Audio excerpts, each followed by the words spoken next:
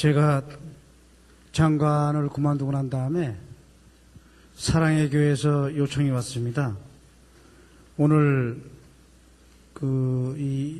여러분들 수련회가 있는데 와서 좀 특강을 해달라고 그래서, 사실 나는 좀 다른 일도 있고 또 지금 한창 여름 더울 때인데 여러분들 누구시는데 뭐 내가 여기 와서 수련회에 와서 특강할 필요가 있을까 하고 별로 하고 싶은 마음이 없이 하나님께 기도를 했어요. 사랑의 교회에서 저보고 와서 특강을 해달라고 그러는데 저는 별로 가고 싶은 마음이 없습니다. 하나님, 그래도 제가 가야 되겠습니까? 성령님께서 가라, 그렇게 말씀하셨어요. 제가 좀 이상해서 또 다시 한번 기도를 했어요. 저 꼭 가야 되겠습니까? 가라. 그래서 제가 오늘 왔습니다.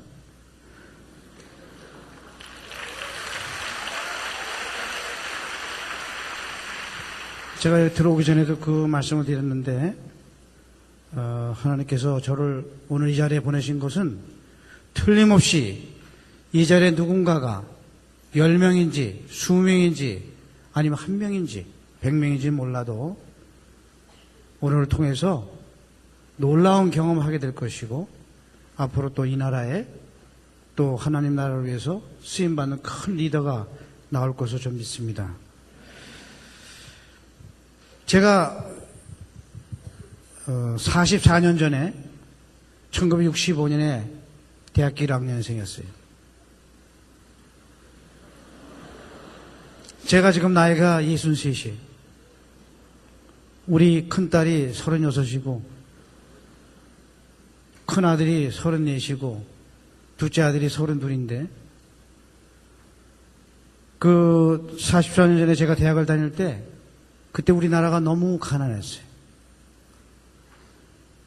그래서 경제가 발달이 안 되다 보니까 직장이 없고 대학을 졸업해도 갈 데가 없었어요. 참 그때는 암울했어요, 진짜로. 그럴 때 우리가 앞으로 정말 우리가 대학을 졸업하면 뭘 할 것인가 이런 데에 대한 참 비전이 없을 그럴 때예요. 그런데 저는 하나님께서 저를 축복하셔서 국민학교 다닐 때부터 꿈이 외교관이 되는 게 꿈이었어요. 그러면서 중고등학교를 다니면서 굉장히 책을 많이 읽었어요. 그 책을 읽으면서 제가 내가 앞으로 외교관이 되면은 중국에 가서 근무를 하고 싶다, 이런 막연한 생각을 했어요. 그러다가 1964년 10월 22일 날, 그때 내가 고등학교 3학년인데 중국이 핵실험을 했어요. 성공을 했어요. 그때 우리나라 모든 신문들이 앞으로 중국이 강대국이 될 것이고 중국이 이렇게 경제 발전을 할 것이고 중국이 우리나라에 얼마나 중요한 나라가 될 것이라는 것을 모든 신문들이 다 썼어요. 내가 그걸 보면서 내가 그러면 대학에 가서 중국 문학을 전공해야 되겠다, 이런 마음의 확신을 갖고 그 당시에 대학에 중국문학과에 입학을 했어요.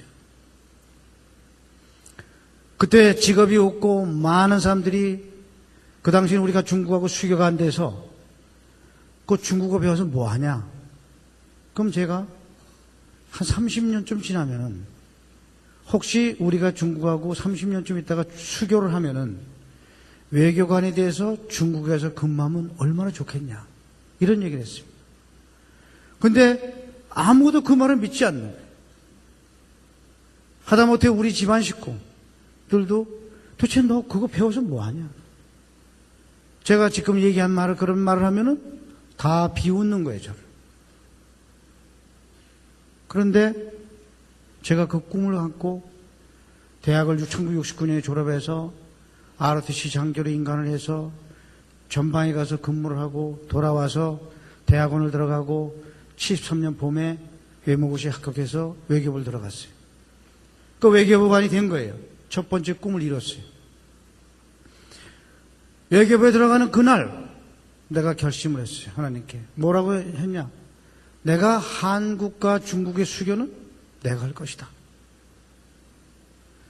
우리가 2000년 이상의 중국과 관계를 갖고 있는데 중국하고 최근세사에 있어서 한 60년 이상, 60년 정도 단교를 했는데 중국하고 수교를 하면은 다시 단교를 하려면은 100년이 지날지 200년이 지날지 모르지만은 다시 단교를 했다가 다시 수교를 하려면은 그 기회라는 것은 100년, 200년 아니면 500년, 1000년에 한 번 올까 말까 그런 기회예요. 나는 수교를 하겠다는 꿈을 갖고 외교부에 첫 발을 내디었어요. 그리고 꼭 19년 만에 1992년 8월에 내가 중국에 가서 6개월 동안 협상을 해서 수교를 했어요. 두 번째 꿈을 이뤘어요. 내가 그날 수교하는 날 우리 애들을 불러서 이렇게 얘기했어요. 아빠가 꿈을 두 가지 가지고 있었는데 외교관이 돼서 한중 수교하는 게 꿈이었는데 다 이뤘다. 아빠는 앞으로 한 가지 꿈이 더 있지만은 그것이 이루어져도 좋고 안 이루어도 상관없다. 그렇지만 아빠는 너무 행복하다. 그렇게 얘기를 했습니다. 그리고 95년 1월에 내가 서울로 돌아오면서 내가 그 당시 다니던 북경에 있는 21세기 교회에서 인사말할 때 이렇게 얘기했어요.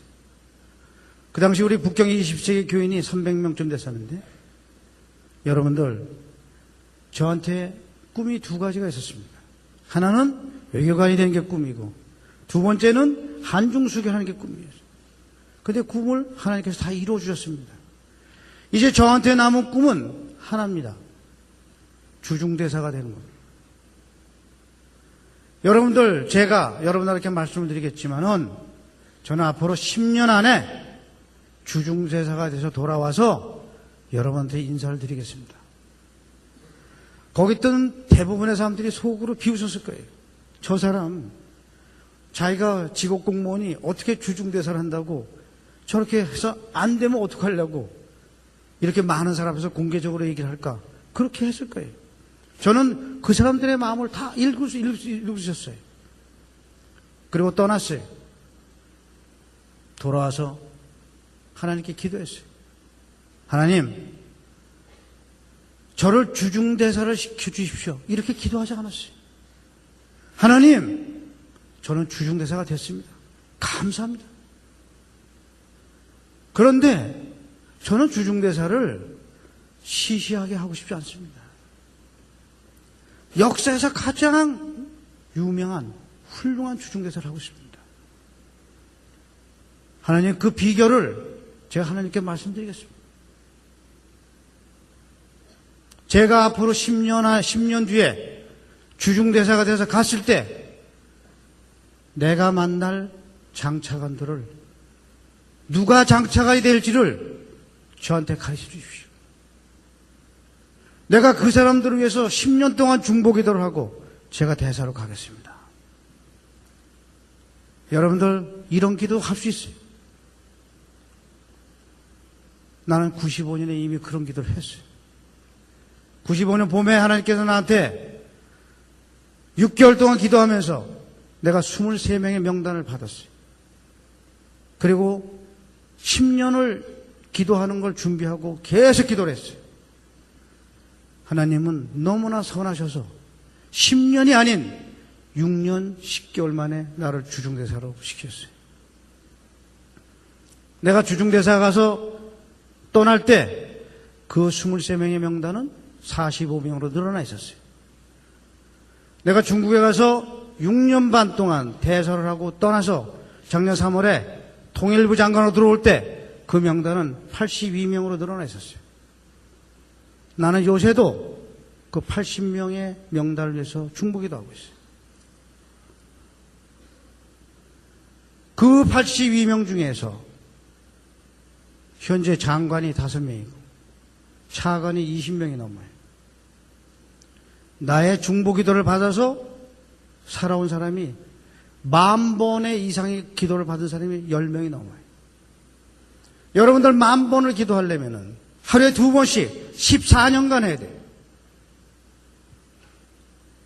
여러분들 지금 하나님 믿는다고들 여기 오셔서 찬양도 하고 뭐도 하고 또 어떤 분이 여기서 말씀 들어와서 좋으시는 분도 있겠지만은 우리가 기도를 하고 살아가는 데서 엄청나게 열심히 강력하게 기도하시면 안 되는 거예요.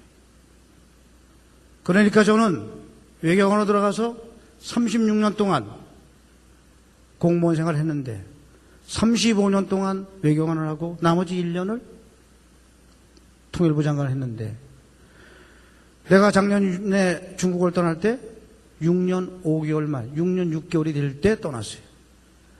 1949년 우리 대한민국 건립 이후에 직업 외교관이 나가서 6년 이상 대사를 한 사람은 하나밖에 없어요. 나는 거기서 정권이 3번이 바뀌어서 김대중 대통령, 노무현 대통령, 이명박 대통령을 모셨지만은 이것은 세상적인 무슨 권력, 누구의 힘으로 된 것이 아니. 오직 성령님과 하나님의 능력으로 되는 거예요. 여러분들은 그걸 믿으셔야 돼요. 내가 이 말을 시작하기 전에 내가 36년 동안에 공무원 생활을 하고서 내가 내 인생을 회고하면서 우리나라를 생각할 때 우리나라는 어떤 나라냐? 우리나라는 위대한 나라예요. 지금 우리나라에 너무나 이상한 사람들이 우리나라를 계속 비판하고 부정하고 이상한 기사를 쓰고 말을 하고 이런 사람들이 많아요. 여러분들은 그런 말을 들으시면 안 돼. 그거 다 사실이 아니에요. 우리나라는 그러한 사람들이 얘기하는 그런 나라가 아니에요. 우리나라는 너무너무 훌륭한 나라예요. 우리나라 국민은 너무너무 위대해요. 왜 내가 이렇게 얘기하냐? 나는 36년 동안 공무원 생활하면서 미국 가서 3년 살고 일본 가서 3년 반 살고 인도 가서 4년 살고 중국 가서 10년 살았어요. 20년을 해외에서 있었어요. 여러분들 미국, 일본, 중국, 인도 좀 다 중요한 나라예요. 그 나라 가서 내가 직접 살고 생활하고 외교 교섭하고 하면서 느끼는 건 뭐냐? 우리나라는 보통 나라가 아닌 거예요. 그런데 너무나 많은 사람들이 너무나 부정적으로 어떤 면에서 너무나 악하게 우리 자신을 스스로 비하하고 욕하고 그래서 우리 자기네들은 얼마 살지도 않은 나라를 여러분들이 살아야 될 그 귀한 나라를 계속 비하시키는 거예요. 여러분들은 오늘 이 순간부터 그런 말에 귀를 튀지 마세요. 우리나라는 너무너무나 중요하고 너무너무나 훌륭한 나라예요. 우리나라에 문제가 많습니다. 당연히 많죠. 여러분들 한 개인이 집안에 가면 집안이 갖고 있는 문제가 얼마나 많고 여러분들이 개인이 갖는 이성 문제, 취직 문제, 고민이 얼마나 많습니까?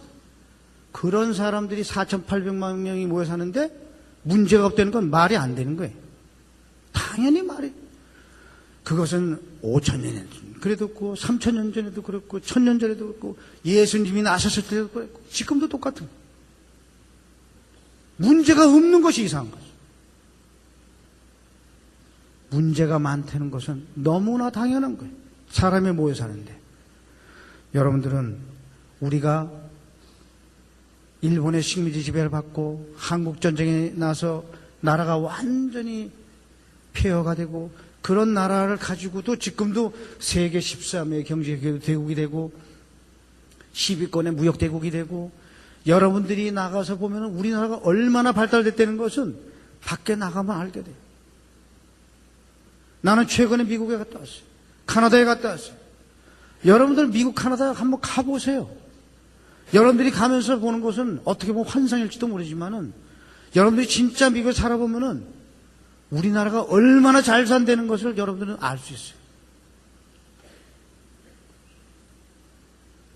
여러분들은 다른 무엇보다도 이 사회생활을 시작하는 데 있어서 가장 중요한 것은 우리나라에 대한 자부심을 가져요.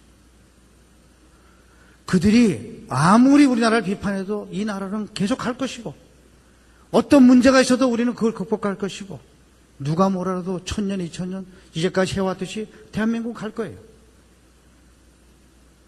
지금 여러분들이 지금 대학교를 다니면서 많은 꿈을 가지고 있어요. 비전도 있어요. 어떤 사람은 돈을 많이 벌고 싶어 하고, 어떤 사람은 명예를 갖고 싶어 하고, 어떤 사람은 권력을 갖고 싶어요. 그래서 모든 사람이 리더가 되려고 그런 거예요. 리더. 아, 내가 뭐 해서 리더가 돼서. 그래서 내가 다른 사람보다 더 우위에서 다른 사람을 컨트롤하고, 어떤 면에서는 다른 사람들을 지배하면서 가고 싶어하는 욕망이 다 많은 거예요. 그래가지고 온갖 방법을 생각하는 거예요. 책도 읽고, 돈을 많이 버는 방법, 출세하는 방법, 성공하는 방법, 이런 것들을 연구하는 거예요. 많은 기성세대들은 골프를 치고 술을 마시고 뇌물을 주고 뭘 하고 교제를 하고 인적 네트워크 그런 걸 구성하고 별의별 걸 다 하는 거예요. 그것이 여러분들에게 여러분들이 원하는 걸 갖다 줄 수 있다고 생각하세요? 우리가 지금 나는 장관도 해보고 대사도 6년 반이나 해보고 대통령 수석비서관도 해보고 뭐 세계에서 주요 나라에서 다 살아보고 대한민국에 모르는 사람이 한 명도 없지만 유명한 사람은 그 사람들이 그렇게 보이는 것처럼 행복하고 승리한 사람인가? No, 그렇지 않아요. 그렇게 다 가장하고 있을 거예요. 우리가 세상 사람들의 이런 성공을 하기 위한 사람들의 마음을 들여다보면은 몇 가지 특징이 있어요. 첫째, 다 불안해요. 근심 걱정이 많은 거예요. 두 번째, 그냥 남에 대한 미움이 가득해. 맨날 남 욕하고 질투하고 시기하고 그러다 보니까 마음이 강팍한 거예요. 교만한 거예요. 그래서 세상 사람들이 좋은 집에서 큰 차 타고 돈 좀 있어 명품을 가지고 다니면은 자기가 무슨 신분이 상승된 걸로 착각을 하는 거예요.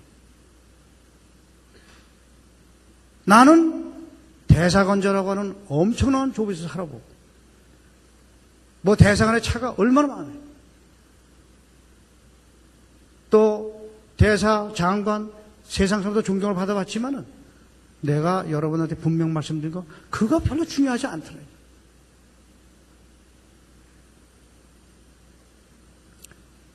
우리가 여러분들이 원하는 돈, 명예, 권력 그거 가졌는데 사람들이 무시하고 욕하고 비난하고 저주한다면은 그게 무슨 소용이 있어요?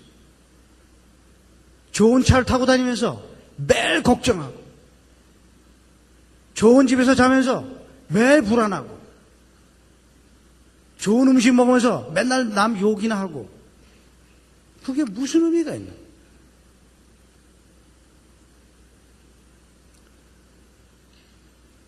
우리가 말들 많이 하는 좋은 학교, 좋은 집안, 좋은 명품 그거 다 아무것도 아니에요. 여러분들이 얘기해요. 광고, 선전. 광고, 선전이 뭐예요? 그거 다 가짜예요.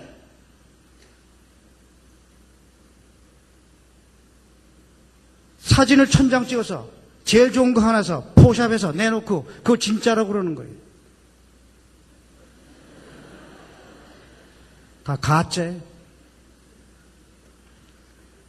자동차, 집, 뭐 권력 보이는 것뿐이에요. 보이는 거.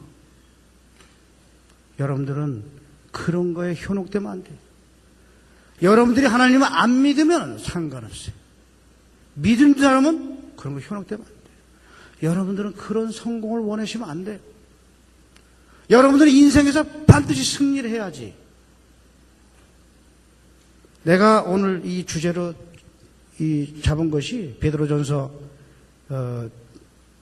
2장 9절인데 여기 보면 오직 너희는 택하신 족속이요 왕같은 제사장들이라 이런 거예요. 그러면 여러분들이 맨날 찬양도 그렇게 하고 나와서 얘기도 왕 같은 제사장이라고 택하신 족속이라고 그러는데 정말 그렇게 생각하냐? 맨날 남의 눈치 보고 누가 돈을 준다 그러면 더 많은 데로 가서 그 돈 많은 사람이 하는 대로 하고 왕 같은 제사는커녕 돈 많은 사람들 권력자들의 노예 짓이나 하고 그건 세상 사람들이 하는 거고 여러분들이 크리스천들이 할 일이 아닌 거예요. 우리는 진짜 왕 같은 제사장으로 살아야 돼요. 여러분들은 절대로 남의 노예가 되면 안 돼.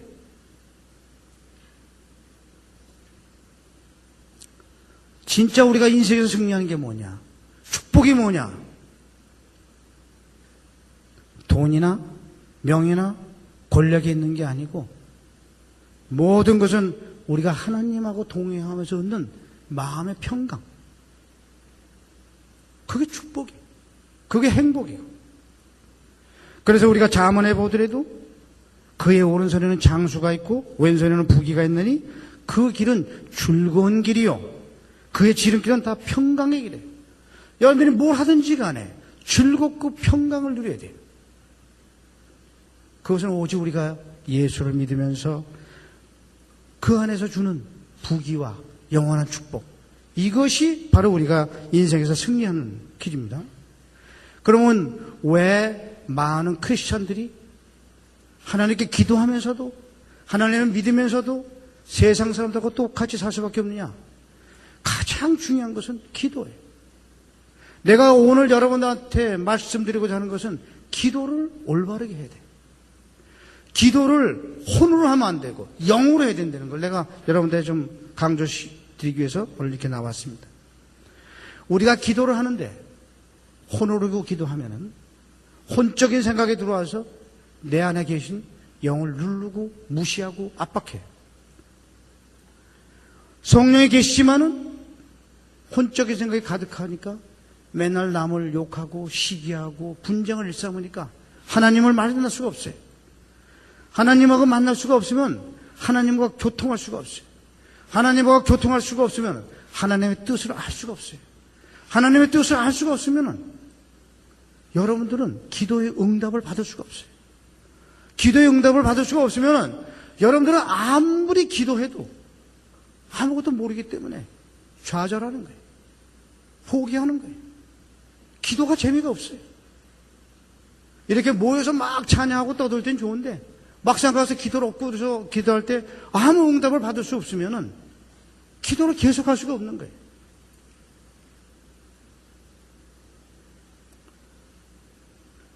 하나님의 사람은 어떻게 되느냐?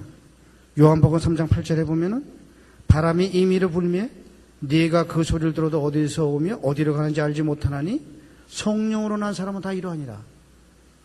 우리는 성령에 따라서 살아야 됩니다. 성령에 따라 살지 않으면 여러분들은 어디로 가야 될지 모르는 거예요.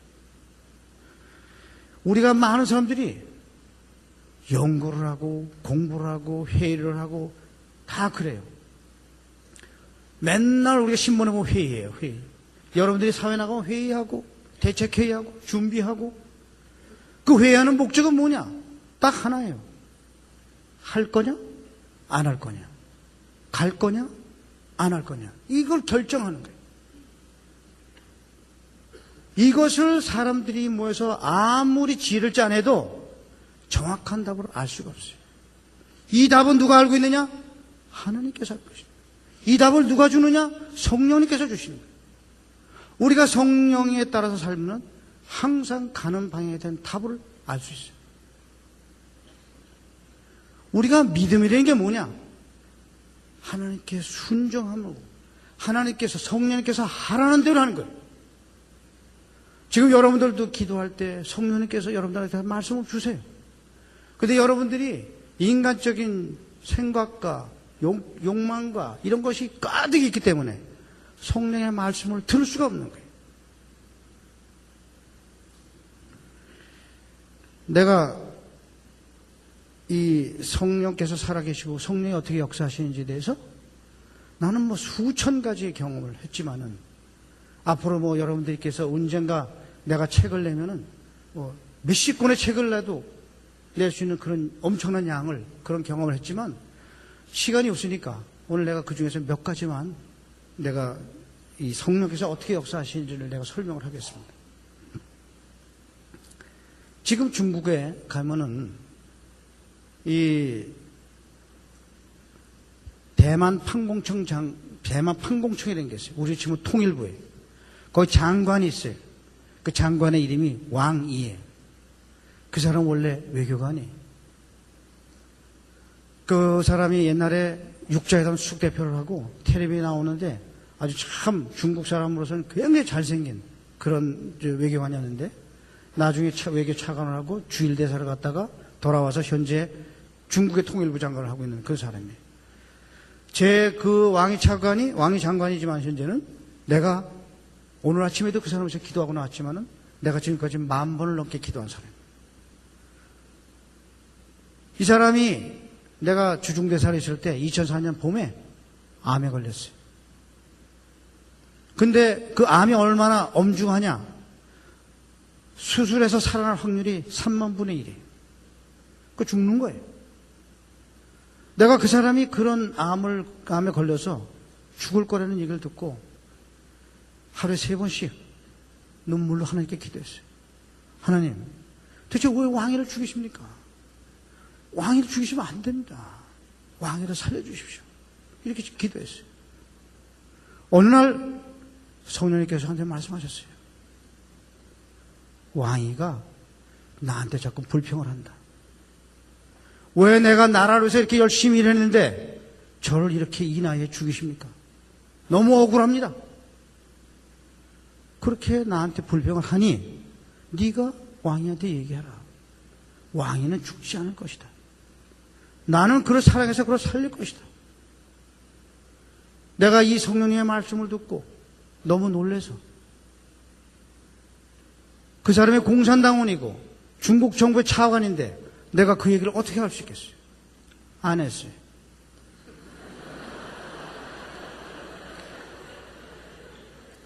그 다음날 성령님께서 또 말씀하셨어요. 또 안 했어요. 그렇게 며칠을 계속 똑같은 말씀을 성령님께서 주셨어요. 어느 날 내가 성령님의 말씀을 들을 때 내가 오늘 이 말을 전달하지 않으면은 내가 죽겠구나. 이런 두려움이 찾아왔어요. 그래서 사무실에 나가서 편지를 썼어요. 이게 그 편지. 중국어로 된 건데, 여기 내 사인이, 여기 지금 우리 대사용지인데, 여기 보시면은, 여기 내가 이렇게 썼어요. 지금 여러분들한테 말씀드린 그대로 썼어요.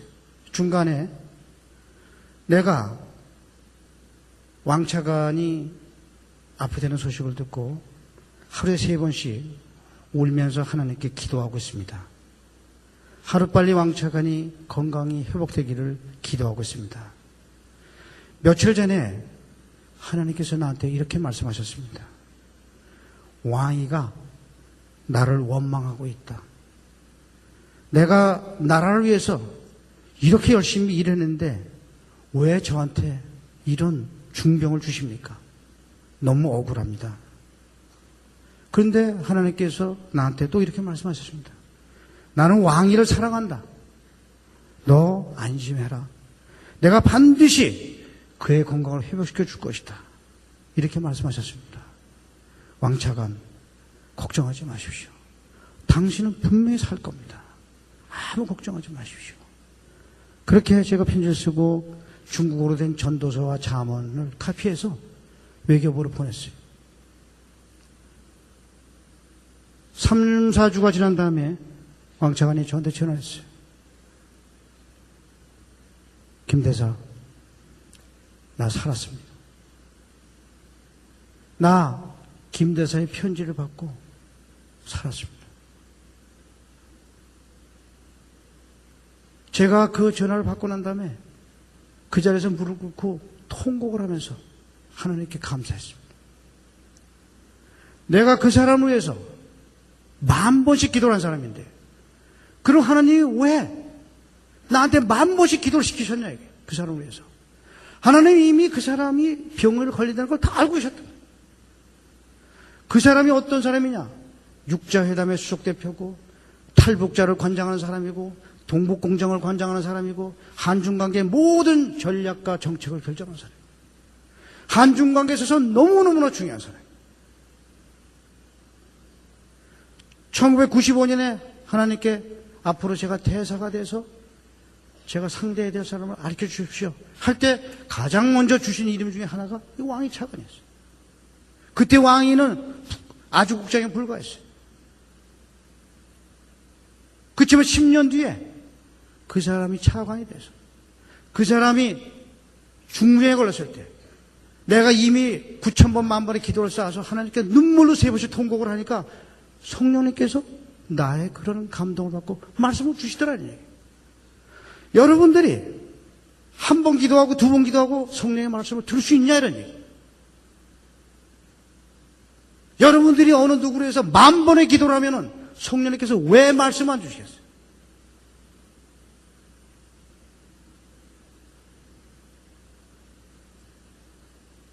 성령님은, 하나님은 놀라우신 분이에요. 내가 중국에 있을 때 어느 날 편지를 한 장 받았어요. 어느 63세 4대 된 여성 수감자가 중국 감옥에서 나한테 편지를 보냈어요.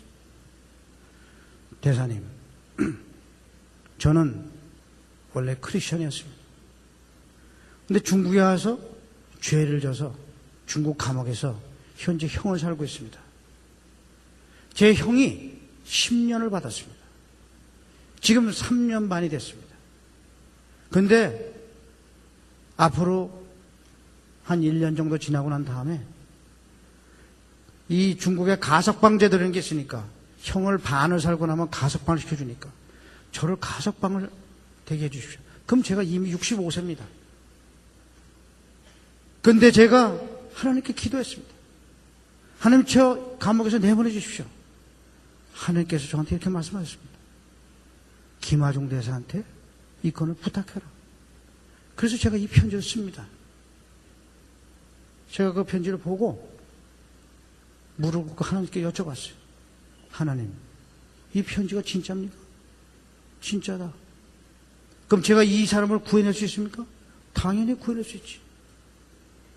제가 그 다음날 출근해서 직원들을 불렀어요. 총영사, 경찰 주재관, 법무부에서 난 부장검사 다 불렀어요. 우리가 이 사람을 구해내야 되니까 우선 법적인 검토를 해라. 그래서 변호사를 고용해가지고 법적인 검토를 시작했어요. 2주쯤 지났어요. 직원들이 저를 찾아왔어요. 대사님, 검토했습니다. 어때? 불가능합니다. 왜 불가능해? 법적으로 가석방의 것은 외국인한테 없어요. 중국인한테만 해당되는 거지 외국인한테는 해당돼서 지금까지 그런 판례가 없습니다. 불가능합니다. 그래? 알았어. 그리고 또 기도를 했어요. 석 달 전 지났어요. 다시 회의를 소집했어요. 다시 한번 검토해봐.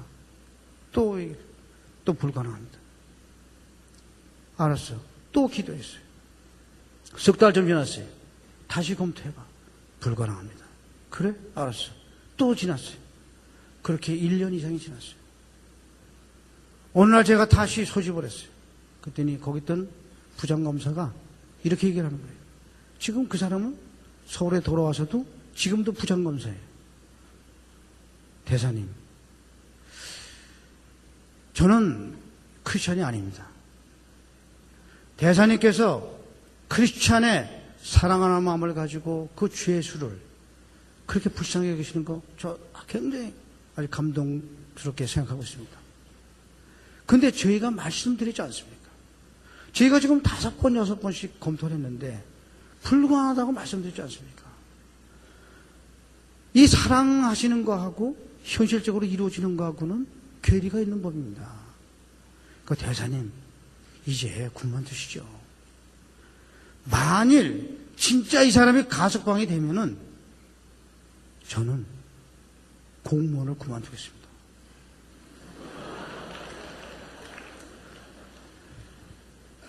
위협이 그래 내가 그래?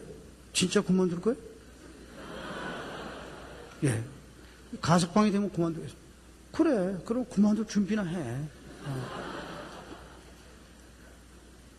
그리고 그날 저녁에 집에 와서 제가 하나님께 통곡을 하면서 이렇게 말씀드렸습니다. 하나님 들으셨죠? 제 부하가 감히 공무원을 그만두겠다고 하면서 저를 이렇게 저한테 저항을 하는데 하나님 이거 놔두시겠습니까? 제가 지금 1년 이상을 눈물로 기도하는데 하나님 지금 뭐 하시는 겁니까? 이거 된다고 그러셨지 않습니까? 이거.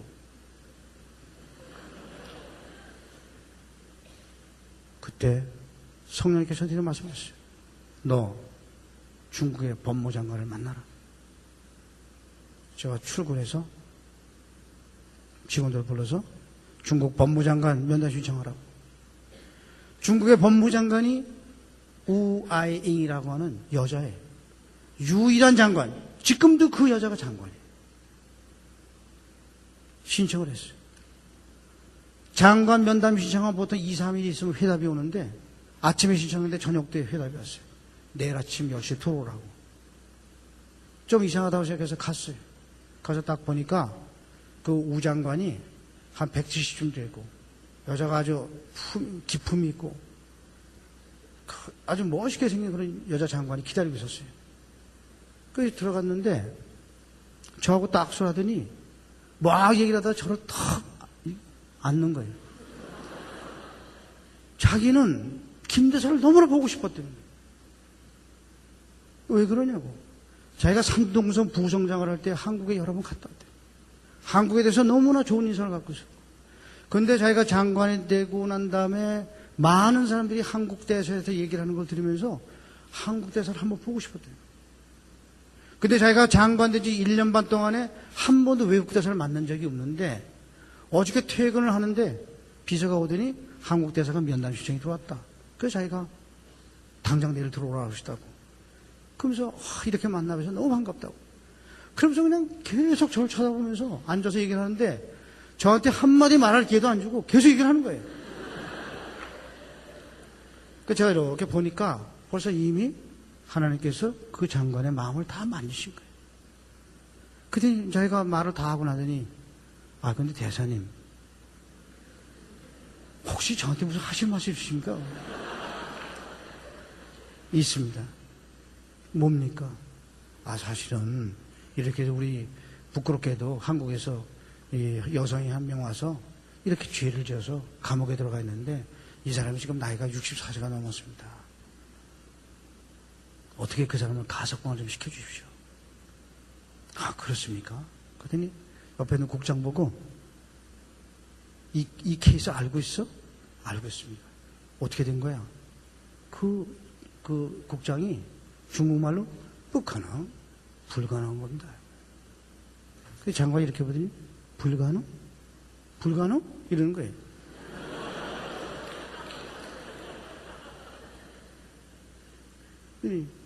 그 국장이 불가능합니다. 지금 국장이 다 들었잖아. 내가 장관이 돼서 1년 반 만에 제일 처음 만나는 외국 대사고 내가 산동성 부성장을 하면서 한국에서 어떤 감정을 가지고 있고 그 대사가 와서 나라를 대표해서 자기 국민을 살려달라고 하는데 네가 뭐야?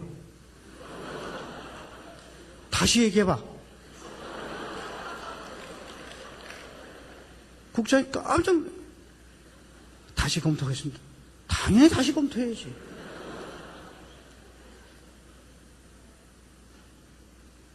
그 국장이 이거 검토해보겠습니다. 그러면 안 됐을지도 몰라요.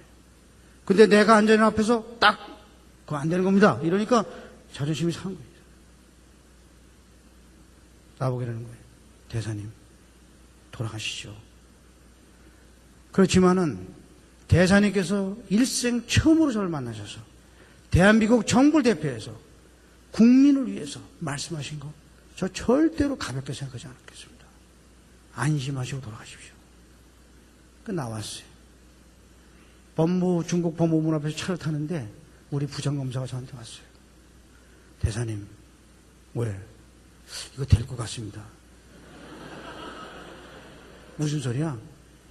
왜 제가 그동안에 계속 불가능하다고 말씀드렸지 않습니까? 그렇지. 그 친구가 저보고 맨날 불가능하다고 그래서 제가 사실 그랬던 겁니다. 그래서 제가, 시끄러. 그만둘 생각이나 해.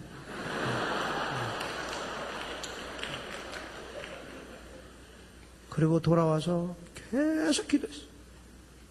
석 달이 지났어요. 공무원이 왔어요. 1949년 중화인민공화국 건립 이후에 최초로 가석방을 결정합니다. 다만 이 가석방이 결제 과정이 한 2달 걸리니까 철저히 보안을 유지해달라. 상배 보호가 결제 끝날 때까지 중간에서 어떻게 변화가 될지 모르는 거니까 그렇게 법무부에서 문서가 왔어요. 그 수감자를 위해서 매일 한 달에 한 번씩 면회를 갔어요. 우리 외교관, 여자 외교관 2명이 있어. 제가 그 여자 외교관들이 갈 때 이렇게 얘기했어요. 그 중에 한 명이 여자 참사관인데 현재 우리 주 유엔에서 공사를 하고 있는 박참사관, 지금 박공사인데 제가 그 박참사관한테 이렇게 했어요. 가서 절대로 나간다는 거 눈치채지 못하도록 해. 알겠습니다. 간 거예요. 돌아왔어요. 그 두 주 여자 외교관이 내 책상 앞에 딱 앉더니 엎드려서 둘이서 막 우는 거예요. 그래서 왜 그래? 아니 다 알고 있어요. 뭘 알고 있어? 아니 저희들이 갔더니요. 아유 참사관님 어서 오세요. 저 2달 있다 나가요. 그러더니 아니 무슨 말씀이시냐고 그랬더니 어저께 기도하는데 하나님께서 너 2달 있다 내보내주마 그러셨대요. 여러분들 그 말 한마디에 이 여자 박참사관 있는 여자가 보통 평범한 크리스찬이 완전히 깨지는 거예요. 너무나 충격적이야. 그 감옥에 앉아있는 여자가 우리가 어저께 회의한 얘기를 어떻게 아침에 가서 갔더니 그 다음날 아침에 가니까 알고 있는 거냐. 그래서 2006년 11월 16일 날 그 여자가 석방이 됐습니다. 제가 15일 날 그 서안이라는데 출장을 가게 돼가지고 그 여자를 한번 보고 싶은데 볼 수는 없고 그래서 하나님께 기도했어요. 근데 제가 가만히 생각해보니까 이 여자가 5년 만에 감옥에서 나오는데 돈이 1원도 있을 거 아니에요. 근데 한국은 가야 되고 한국 도착하면 돈이 당대 필요할 것 같아서 제가 하나님께 이렇게 말씀을 드렸어요. 하나님, 이 여자가 5년 만에 감옥에서 나오는데 돈이 하나도 없을 거 아니겠습니까? 제가 이 여자한테 돈을 좀 주겠습니다. 근데 저는 이 돈을 준다고 할 때마다 꼭 액수를 하나님께 여쭤봅니다. 그래서 제가 얼마를 주겠습니다. 성령님께서 더 줘. 제가 알겠습니다. 그럼 2배로 주겠습니다. 성령님께서 더 줘. 알겠습니다. 그럼 4배를 주겠습니다. 4배 줘. 그래서 제가 달러를 찾아서 넣어가지고 봉투에 넣어서 우리 경찰 주장관하고 부장검사 나가는데 공항으로 내보냈어요. 그 여자가 게이트 앞에 있다가 대사가 뭘 보냈다고 해서 뜯어보니까 거기 달러가 있는 거예요. 그리고 제가 거기다 기도를 하나, 그 여자를 위한 기도를 해가지고 기도문 하나 넣어서 보내는데 그 여자가 그냥 게이트에서 떼굴 뜨고 굴고 울더라는 거예요. 그리고 돌아갔어요. 저는 내가 그 여자에서 1년 반 동안 그렇게 눈물로 기도했는데 왜 하나님께서 나한테 그렇게 한 번도 만나지도 못한 그 감옥에 있던 여자한테 그런 돈을 주라고 그러셨을까? 그게 상당히 의문이 되는 거예요. 그 해 12월 말에 그 여자한테서 편지가 왔어요. 그 여자가 저한테 이렇게 편지를 했어요. 대사님, 제가 5년 만에 한국에 돌아왔는데 제 가족들을 지금 찾지 못하고 있습니다. 그 여자가 감옥에 있는 동안에 이혼을 당해서 남편도 없고 애가 뭐 하나인가 둘이 있는데 찾을 수가 없대요. 제가 지금 봉천동 어디 건물 지하실에 있는 골방을 하나 6개월 치를 방을 하나 빌려서 대사님께서 주신 돈으로 그 방을 구했습니다.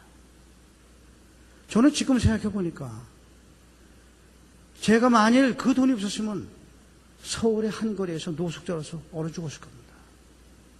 근데 대사님께서 어떻게 저희 그런 상황을 하셔서 그렇게 돈을 주셨는지 너무나 감사합니다. 저는 요새 개척교회를 다니면서 간증을 하고 있습니다. 저는 가는 곳마다 대사님에 관한 이야기를 하고 있습니다. 저는 죽을 때까지 다시는 죄질을 지지 않겠습니다. 그리고 저는 죽을 때까지 대사님을 위해서 기도하다 죽겠습니다. 제가 그 편지를 받고 굉장히 울었어요. 그리고 그 편지를 가지고 우리 대회의실에 들어갔어요. 우리 저희권 전체가 모인 데서 우리 비서관부 한번 읽어봐. 다 읽었어요. 내가 우리 직원들한테 그랬어요. 당신들이 외교관이라고 밖에 나와서 좋은 집에서 좋은 차 타고 골프 치고 좋은 음식 먹으면서 대사는 맨날 머리가 허연 수감자로 해서 알지도 못하는 그 여자로 해서 눈물로 기도하는데 나보고 직을 걸겠다. 공무원을 그만두겠다. 부장검사, 자네 왜 아직도 거기 앉아있어?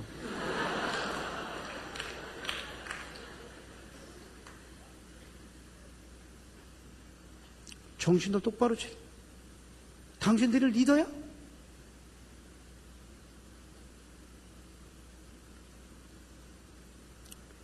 여러분들, 우리가 살아가면서 남을 사랑하고 남을 위해서 기도하지 않고 맨날 자기 잘 먹고 잘 사고 좋은 차 타고 좋은 집 사는 그런 헛된 생각들만 가득하고 그래가지고 무슨 하나님의 사랑이.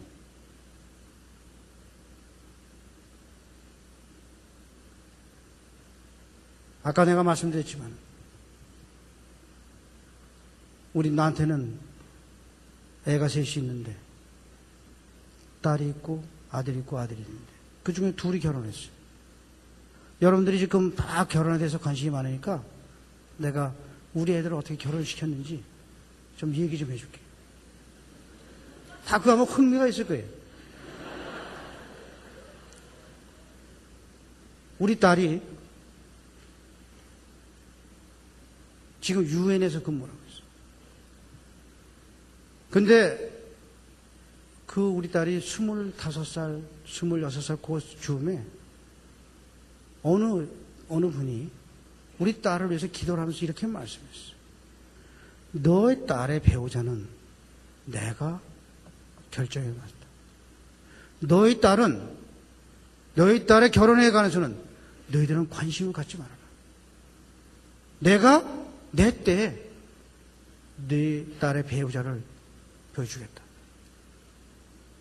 여러분들 그런 말 들으면 어떻게 할 것 같아요? 나는 그 말을 그대로 믿었어요. 그래서 내가 우리 딸한테 이렇게 했어요. 너 지금부터 결혼에 대해서 생각하지 마. 아빠가 너 만 30세, 31세가 되기 전까지, 만 30세가 끝날 때까지 반드시 기도해서 하나님께서 준비해 주신 배필하고 결혼할 수 있도록 해줄 테니까 너는 그냥 기도만 해. 일만 해. 알았습니다. 그래서 뭐 선도 안 보고 계속 일만 한 거예요. 내가 그 당시에 청와대에 있을 때 또 나중에 주중대사를 하는데 많은 사람들이 저한테 우리 대사님 따님이 계시다는데 저희 딸은요 남자가 있습니다.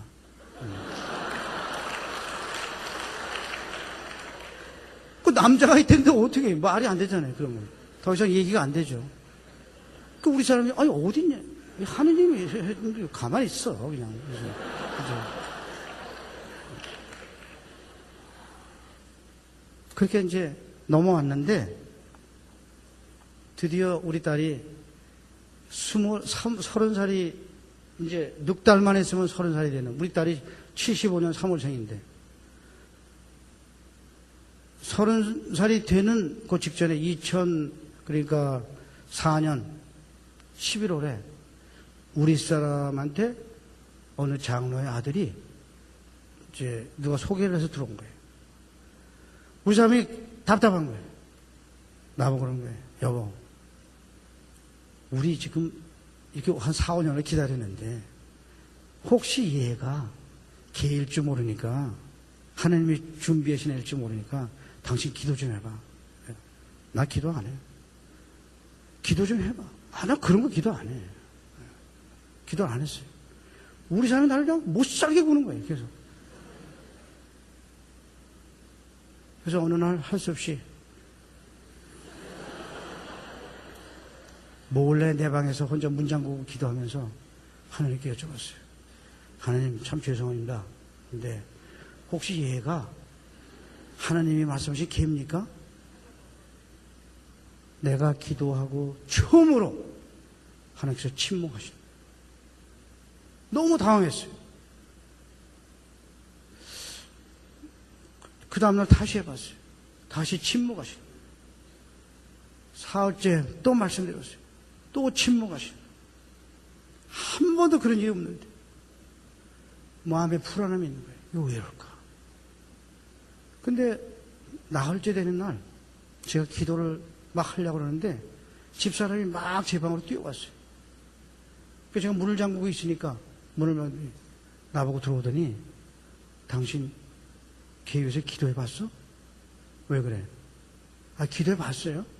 왜 그래? 반 했냐고요. 그러니까 했다고 할 수도 없고 안 했다고 할 수도 없고 안 한다고 그랬는데 하긴 또 했고 실제로.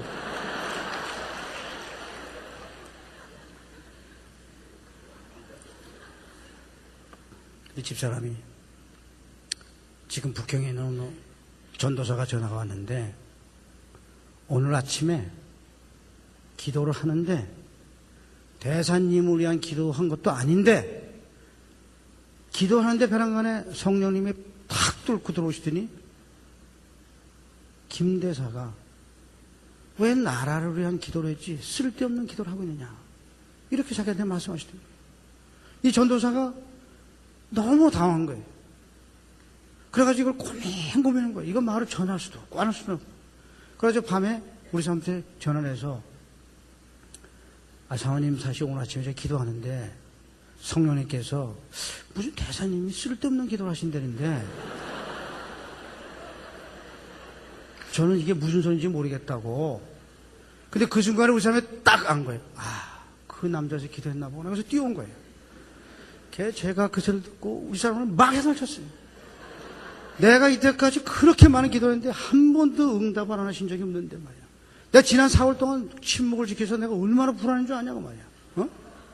당신 때문에 나는 하나님한테 망신만 당하고 이게 뭐냐고 말이야.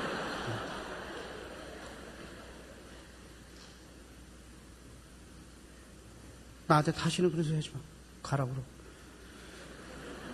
그리고 난 다음에 제가 통곡을 하면서 하나님께 하나님 사실 저도요 집사람이나 딸한테 큰 소리 치는데 하나님 이게 4년씩 이렇게 하는데 이제 좀 비워주셔야 되지 않습니까? 보여주마. 그렇게 말씀하셨어요. 그리고 한 달 있다가 딱 남자가 나타났어요. 우리 딸이 그 남자애를 보고 나보고 아빠 이 사람인 것 같은데 아빠가 안다고 그랬잖아요.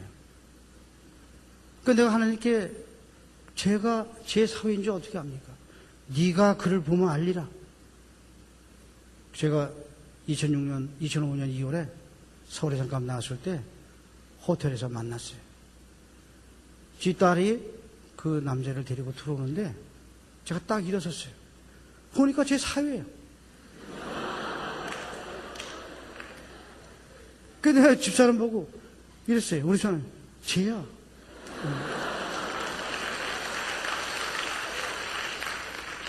집사람이 저 양복을 막 여보 얘기를 해보고 결정해야지. 얘기할 건 뭐 있어 쟤인데.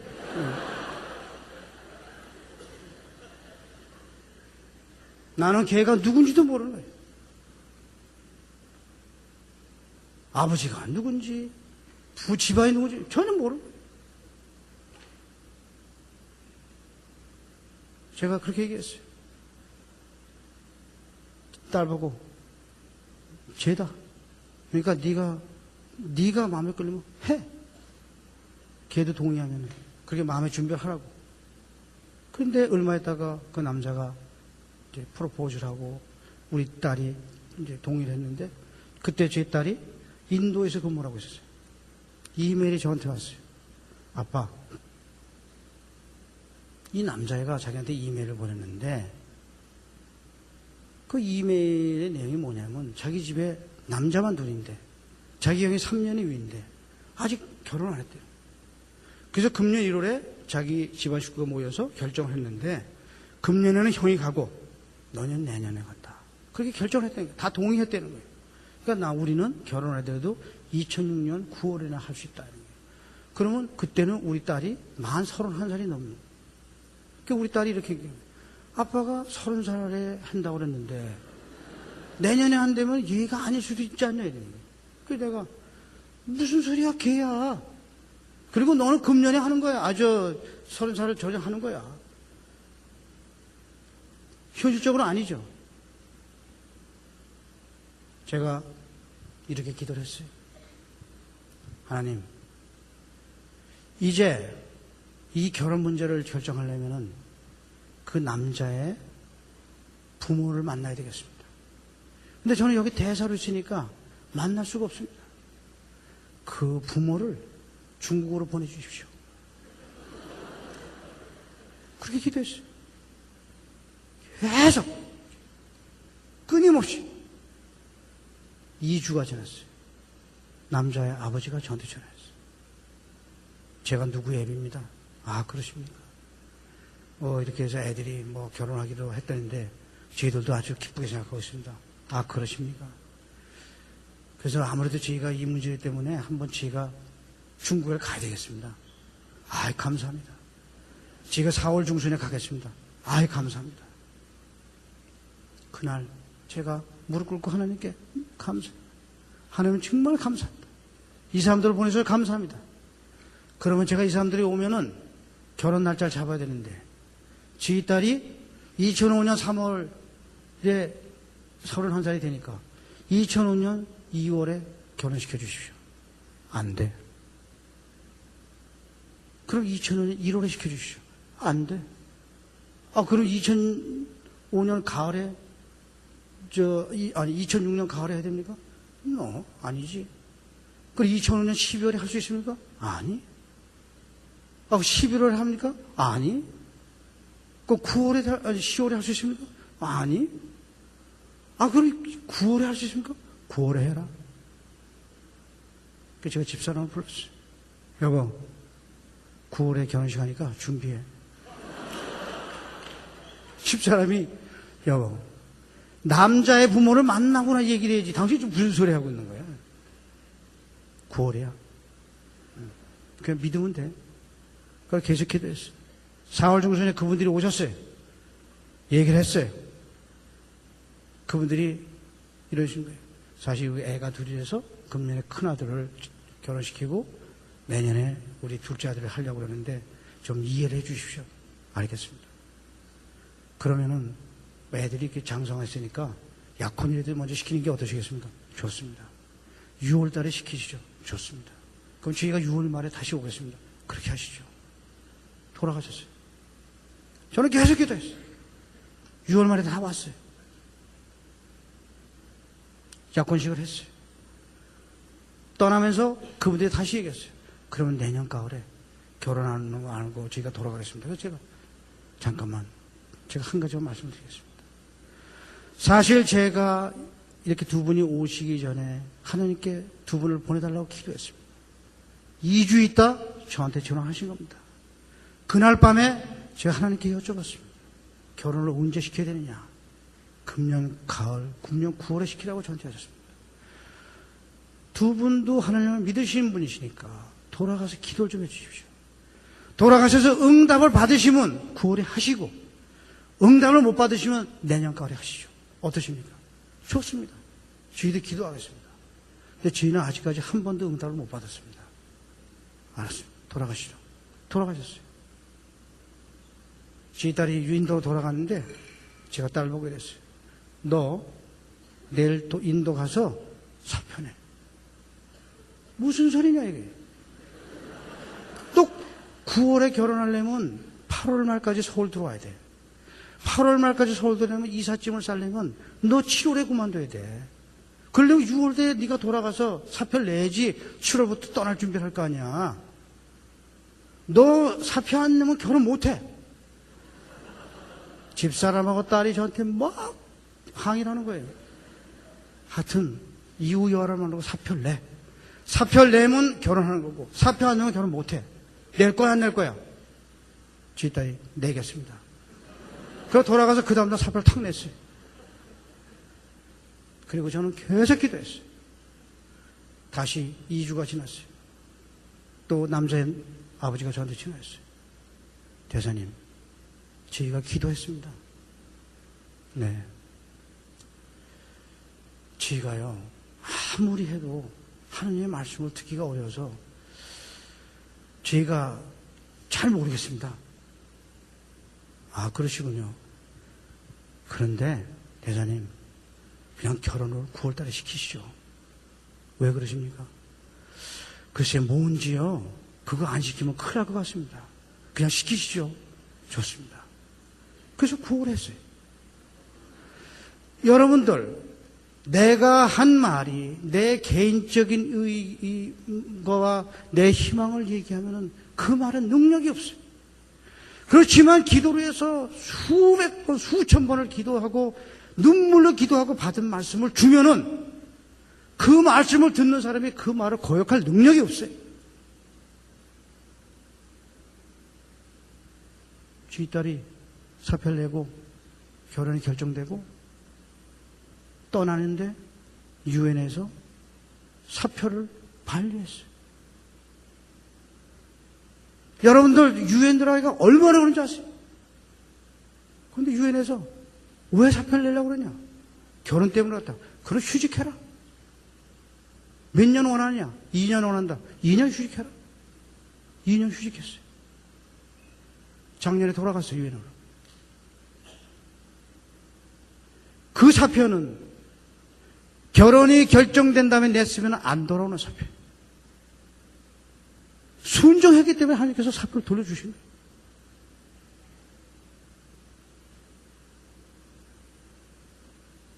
제 딸이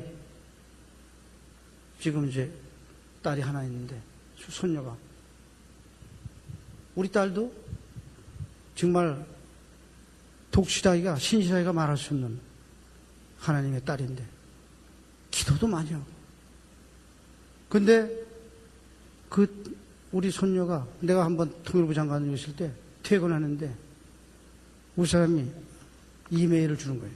뭐야 그때 연락이 왔는데 얘가 우리 손녀가 아픈 거예요. 아픈데 저 병원에서 당분간 과일하고 채소 먹이는 걸 주의해라. 좀 조심하라고. 뭘 먹여야 될지 안 먹여야 될지 안 하고 그렇게 얘기한 거예요. 그 우리 애 딸이 과일의 리스트를 한 30가지 쓰고 채소의 리스트를 한 20가지 저한테 이메일 보냈어요. 아빠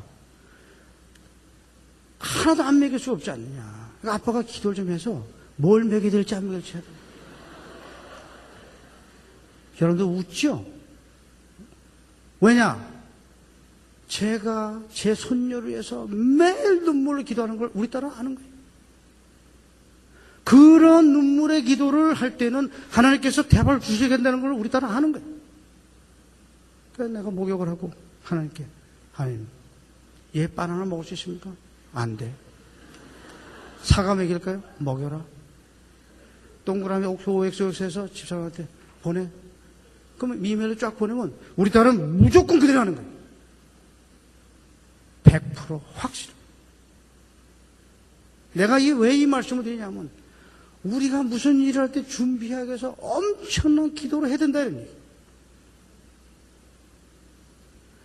의사가 누가 어떤 사랑을 가지고 얘기를 하지 않으면은 그냥 자기가 지식과 경험을 가지고 얘기해가지고는 안 되는 거예요.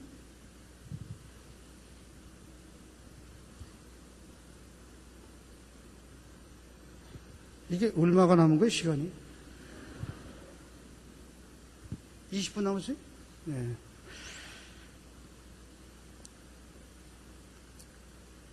우리 아들이 있는데 어느 날 우리 집사람이 퇴근해 뛰는 거예요. 걔가 어떤 여자를 요새 만나는데 굉장히 좀 심각하게 앞으로 장래도 생각하는 것 같다는 거예요. 그래? 그죠? 뭐, 걔 이름이 뭐야? 이름을 주더라고요. 그래서 이제 어느 날 기도하다가 하나님께, 하나님, 얘가 누굽니까? 이렇게 했더니 하나님께서, 성령님께서 네 며느리다. 내가 기도하다가 벌떡 일어섰어요. 며느리라니.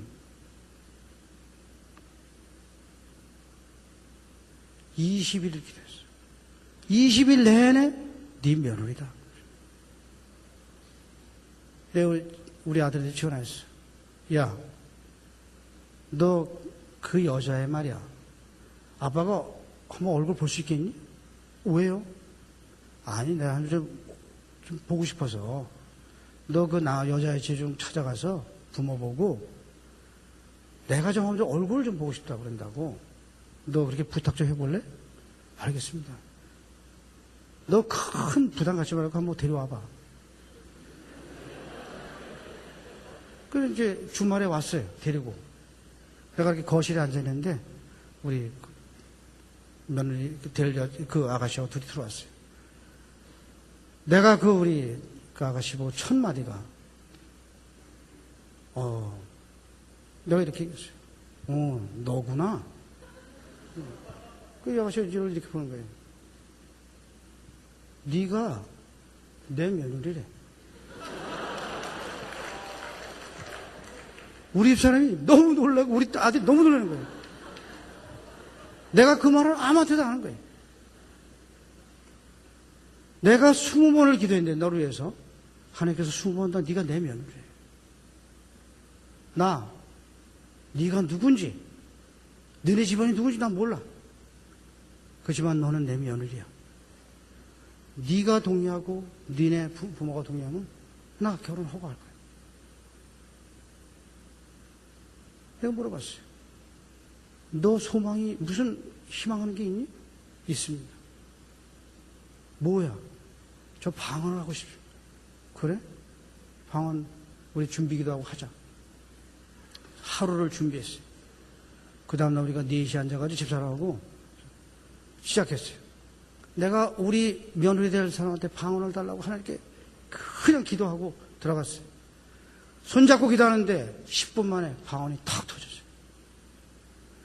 내가 우리 그 며느리들 보고 야, 도대체 너는 기네스북에 올라가겠다. 시아버지 될 사람한테 시집오게 되냐 방언하고 말이지. 응?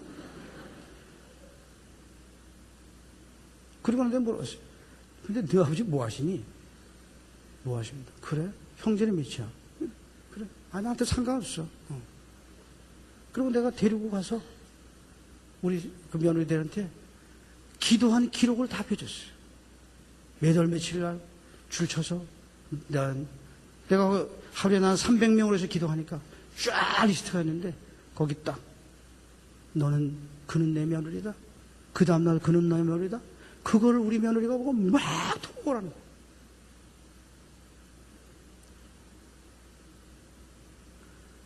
나는 공무원으로 했기 때문에 돈이 없어요. 장관 15명 중에서 14번째로 가난한 사람이에요.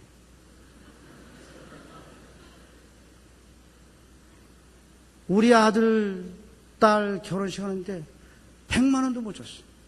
우리 집사람이 그저 자기가 생활비 모아서 남겨가지고 결혼시키는데 내가 하나님께 내가 공무원 생활 35년 하면서 36년 하면서 내가 얼마나 많은 돈을 다른 사람한테 바쳤어요. 나도 그걸 회수해야 될 거 아니에요. 나는 하나님께 기도했어요. 하나님, 저 이번에 축의금을 받겠습니다. 안 돼. 그럼 청첩장이라도 보내겠습니다. 안 돼. 저는 아들, 딸 결혼하는데 양가집 200명, 300명이 모여서 교회에서 아무도 모르게 한 명의 축하객도 없이 결혼했어요. 우리 집사람이 우리 아들 결혼하는데 나 손을 붙잡고, 여보, 이번에는 제발 축의금 받는 거 물어보지 마.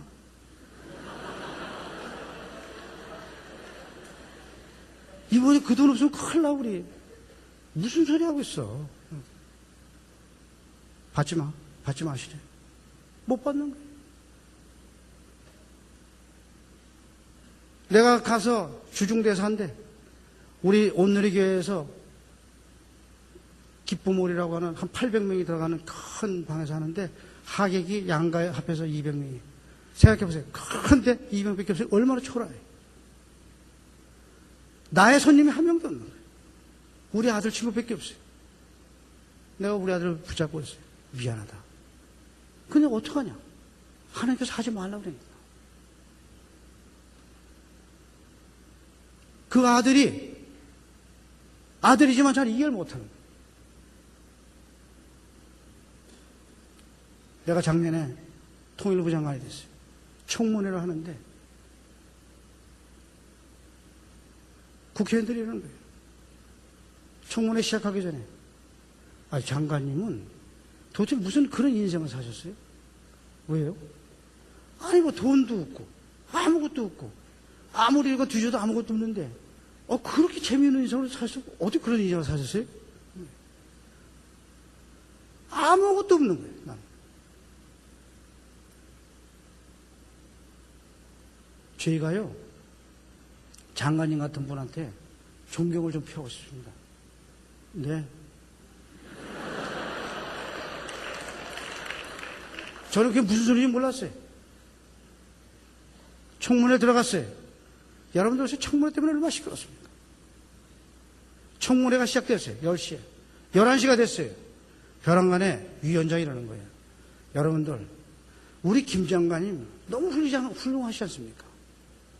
우리가 뭐 끝까지 이거 할 거 뭐 있습니까? 우선 여기서 청문회를 통과시킵시다. 그래서 통과시키고 난 다음에 다시 하시면 됩니다. 이게 장관님에 대한 존경을 표하는 겁니다. 그리고 여러분 동의하시죠? 동의합니다. 땅땅땅 통과.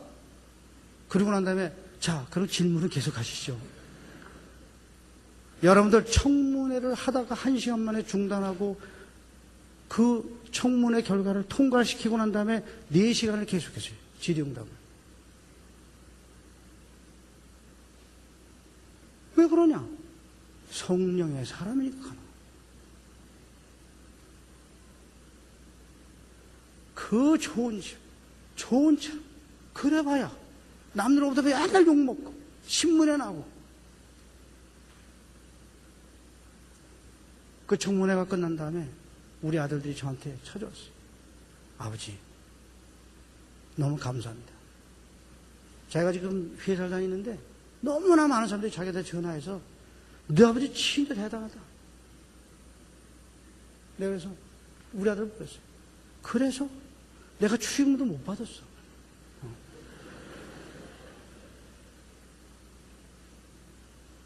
호화결혼식? 상상도 못한 거예요. 축의금? 사람이 하는데 청첩장을 안 보내는데 무슨 축의금이 어딨어요?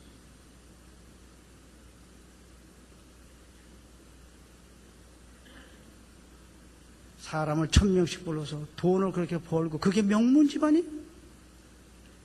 그게 좋은 집안이? 착각들 하면 안 돼. 여러분들은 성령을 따라 살아셔야 돼요. 여러분들은 기도하면서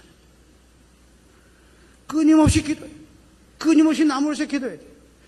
저는 지금도 하루에 3번씩 기도하는데 끊임없이 기도합니다. 영적으로 기도해야 돼요. 이게 무슨 무당이나 점쟁이한테 가듯이 말이에요. 무슨 은사 받고 능력 받고 그런 게 아니고 우리가 하나님하고 성령님하고 같이 있으면은 그 자체가 그냥 능력이에요. 그냥. 우리가 하나님의 역사 그렇게 얘기해요. 그 하나님께서 하신 역사다. 무슨 역사예요? 그러니까 하나님하고 같이 다지면 되는 거예요.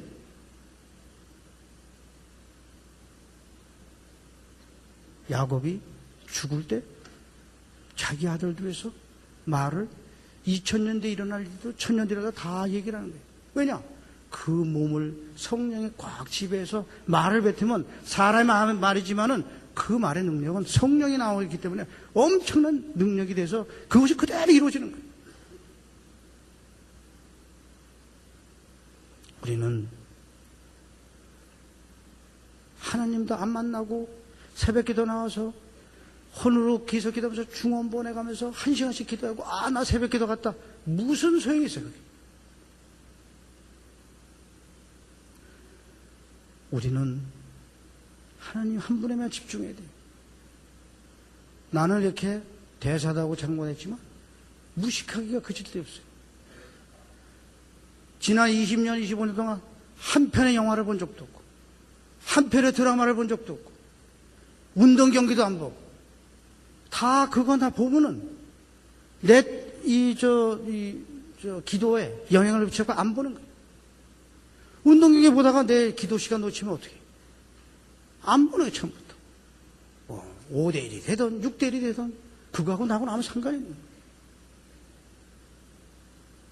얼마 전에 내가 어딜 갔더니 누가 나한테 어떤 여자분을 데리고 와서 소개를 하는 거예요.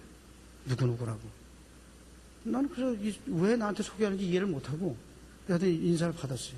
집에 와서 집사람 보고 그랬어요. 약간 어딜 갔더니 누가 하는데 무슨 여자를 소개했는데 이름이 뭐래. 여보, 그 사람이 지금 우리나라 유명한 배우인데 당신 배우인지 내가 그 사람 누군지 알 수가 없는 거지. 내 머릿속에는 오직 성령님밖에 없어요. 우리 사람이 나보고 여보 어디 좀 은퇴했는데 경치 좋은 곳에 가서 좀 가자 이거예요. 휴식도 하게. 집에서 하면 돼. 그래도 어디 가자 이거예요. 거기 너무나 경치가 좋대. 경치 좋으면 안 되지. 경치 좋아가지고 계속 구경하다가 피로해서 기도도 못하면 어떡해. 당신 혼자 가려면 가. 나한테 있어서 기도는 호흡이고 생명이에요. 그렇게 내 머릿속에 온갖 오직 기도와 성령님과 하게 사는 것만이 하기 때문에 우리는 지금도 이 순간에 이 자리에서 무릎 꿇으면 하나님과 어떻게 되는 거죠? 이렇게 되는 거지. 갈까요? 가라. 여러분들이 영화 볼 거 다 보고 드라마 볼 거 다 보고 운동 경기 거 다 하고 잠잘 거 다 주무시고 그리고 난 다음에 할렐루야 해봐야 백날 해봐야 응답 한 번도 못 받아요. 여러분들 앞으로 인생에서 승리하셔야 돼요. 승리하는 비결은 뭐냐? 사랑이에요. 사랑이 아무것도 없어요. 여러분들이 사랑하지 않으면 절대로 기도의 응답을 받을 수 없어요. 맨날 얘기하죠. 고린도서 13장 해가지고 사랑 노래도 잘 부르지만 찬양하고 난 다음에 집에 가서 막 싸우고 친구 막 욕하고 그래가지고 어떻게 성령님께서 하시는 말씀을 들을 수가 있어요. 내 마음속에 미움과 시기와 질투가 있고 그것이 내 몸을 썩게 만들고 있는데 무슨 응답을 받아요? 받기는. 여러분들은 진짜 기도의 응답을 받고 싶고 진짜 성령의 사람이 되려면 진짜 사람은 진짜 사람이에요. 사람 사장 아니면 여러분들 죽을 때까지 절대 기도 응답 못 받아요. 어쩌다가 우연히 한두 번 받을 수도 있겠죠. 성령의 말씀을 들을 수 없어요. 성령의 그 미세한 말씀을 그러한 시기와 미움과 질투가 딱 성령님과 나를 가로막고 있는 한 여러분들은 움직일 수 없어요. 여러분들은 모든 일에 감사해야 돼요. 나라에 대해서 감사하고 부모에 대해서 감사하고 언니에 대해서 감사하고 형에 대해서 감사하고 선생님에 대해서 감사하고 계속 축복해야 돼요. 나는 미워하는 사람이 한 명도 없고 싫어하는 사람이 한 명도 없어요. 누가 날 욕하면 오랜만에 누가 욕한다는 소리 들으면 반가워요. 왜냐? 또 기도해 줄 사람이 생겨서. 우리는 남을 사랑하고 상대가 날 저주해도 감사해야 돼. 날 아무리 욕해도 축복해야 돼. 예수께서 원수를 70번에 7번도 사랑해요. 나는 그렇게 생각해요. 700번에 7번도 사랑했어요. 7000번에 7번도 사랑했어요. 왜냐? 성령님하고 있으면 아무 문제가 없는 거예요. 여러분들이 남이 나를 저주할 때 그 저주가 내 몸으로 파고들어서 내 심장에 꽂히면은 분노가 생기고 잠을 못 자고 밥을 못 먹고 난리가 나는 거예요. 근데 우리가 저주를 듣는 순간에 얼른 무릎 꿇고 그 사람을 축복하고 사랑하고 기도하면은 그 저주가 내 몸을 빙빙 돌다가 말이 떨어질 데가 없는 거예요. 그 갈 데가 어디 있어요? 말은 반드시 떨어져야 되는데 그 말은 반드시 온 사람한테 돌아가게 됐어요.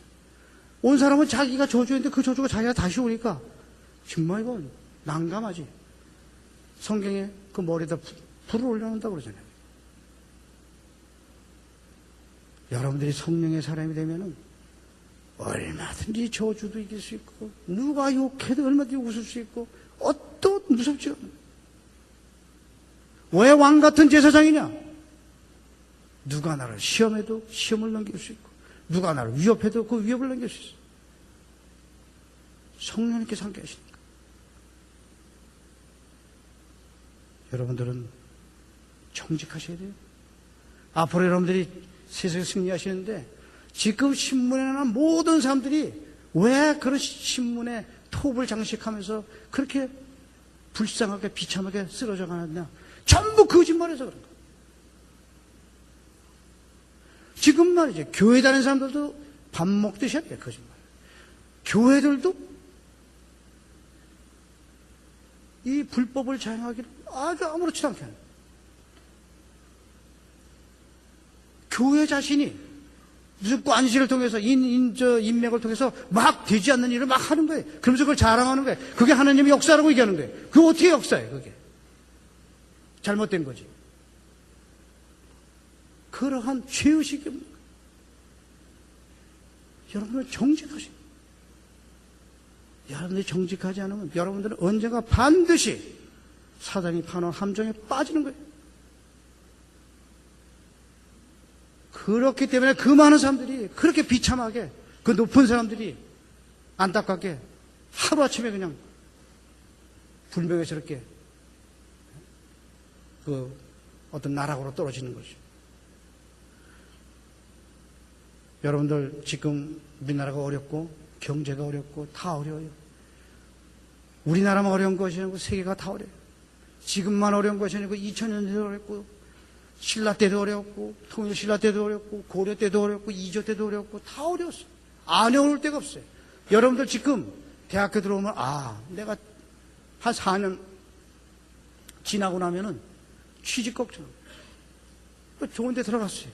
들어가서 또 대리 한번 하려고 몇 년 기다려. 그 한 번 되고 나면 좋은 거 갔다가 또 몇 년 고생해가지고 과장되고 또 몇 년 고생해가지고 차장되고 그게 인생이에요. 지금 여러분들이 겪는 어려움 항상 있는 어려움이에요. 사람들이 난리예요. 어렵다고. 반드시 해결되는 거예요. 또 지나가는 거예요.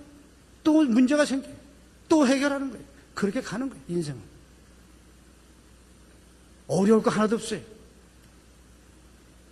우리가 하나님 믿고 하나님께 기도하면은 얼마든지 할수 있어요. 여러분들께서 내가 아파트를 팔아서 어디를 더 좋은 데 가야 되는데 이 아파트로 가도 좋겠습니까? 난 그런 기도하면 하나님께서 성령께서 응답 안 하실 거잖아요. 그건 점쟁이 하는 거지. 기도라는 건 그런 걸 하는 게 아니에요.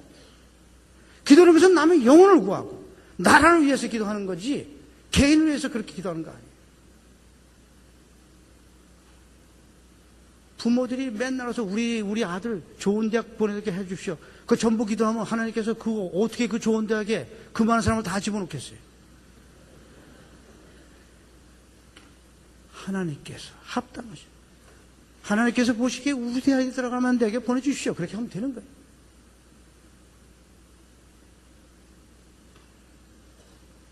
이제 통일이 멀지 않았어요. 남북관계? 어려워? 당연히 어려워.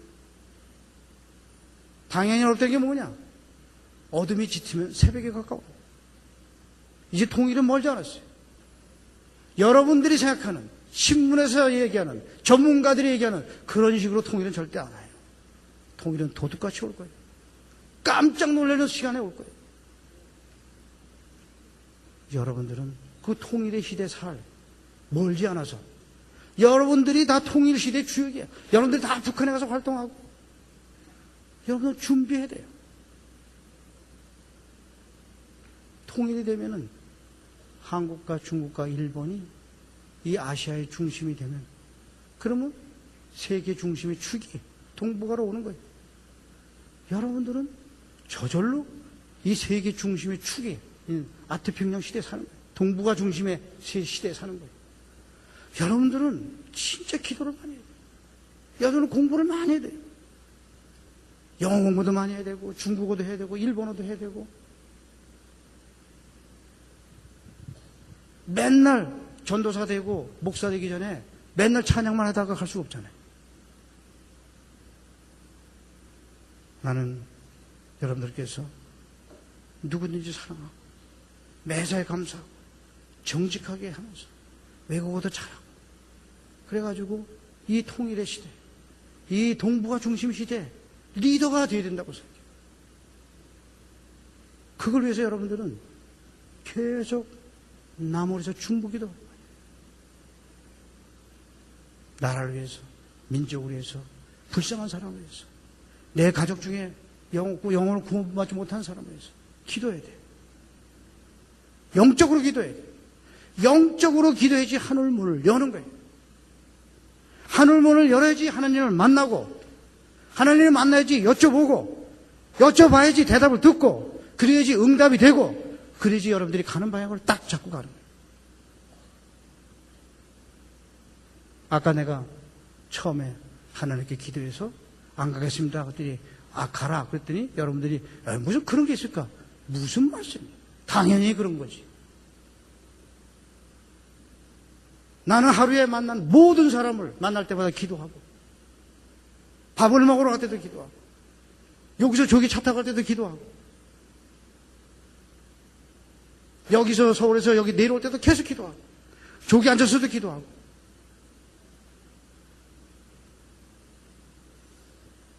우리는 성령을 따라 살아야 돼요. 지금 많은 사람들이 이렇게 얘기해요.